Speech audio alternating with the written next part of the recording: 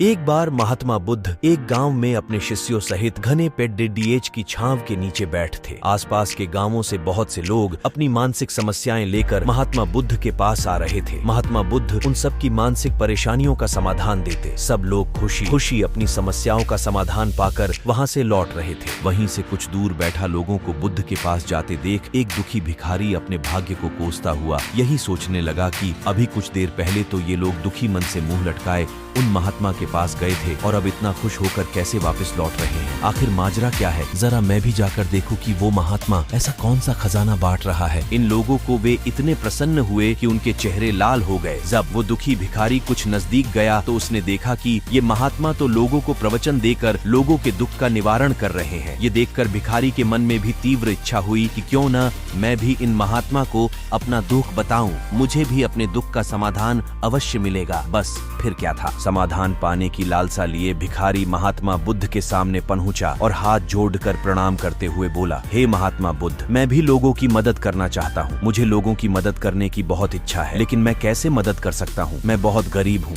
मेरे पास न तो पैसे हैं और न ही कोई ऐसी चीज जिससे मैं किसी की मदद कर सकूं। मैं कोशिश करने पर भी किसी की मदद नहीं कर सकता। मुझे भगवान ने इतना गरीब क्यों बनाया? हे महात्मा, मुझ पर कुछ कृपा करो। इतना बोलते हुए भिखारी रोने लगा। महात्मा बुद्ध बोले, आप बहुत अज्ञानी हैं, क्योंकि आप अभी तक इस भ्रम में जी रहे हो कि तुम्हारे पास कुछ नहीं, जबकि दूसरों को कुछ देने के लिए तुम्हारे पास बहुत कुछ है। तुम बिना धन और वस्तु के भी दूसरों की मदद कर सकते हो। तुम्हारे पास जुबान है जिससे तुम मीठे शब्द बोलकर किसी के दुखी चेहरे पर मुस्कान ला सकते हो। इन्हीं शब्दों की ताकत से तुम किसी के भी टूटते हौसलों को फिर से मजबूत कर सकते हो। इन शब्दों की शक्ति से आप किसी के भी मन में सकारात्मक विचारधारा के बीज बो सकते हैं और उसे गलत रास्ते पर जाने से रोक सकते हैं। तुम्हारे दो हाथों से किसी भी कमजोर या लाचार व्यक्ति की सहायता कर सकते हो। आपके दो आंखें किसी अंधे को रास्ता दिखा सकते हैं। तुम किसी के लिए दुआ कर सकते हो। यह हो सकता है कि उनके बुरे काम फिर से हो जाएं। आप किसी के अच्छे स्वास्थ्य की कामना कर सकते हैं, लेकिन अज्ञानतावश तुम अब तक इस बात को समझ नहीं पाए और इस भ्रम में अब तक जीते रहे कि तुम्हारे पास मदद करने के लिए कुछ नहीं। किसी की मदद करने के लिए धन और वस्तु का होना अनिवार्य नहीं है। बिना धन और वस्तु के भी हम कई प्रकार से लोगों की मदद कर सकते हैं। महात्मा बुद्ध के ज्ञान से भरे ये सुंदर शब्द सुनकर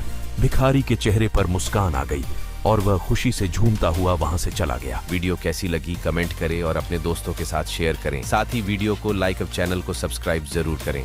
धन्यवाद।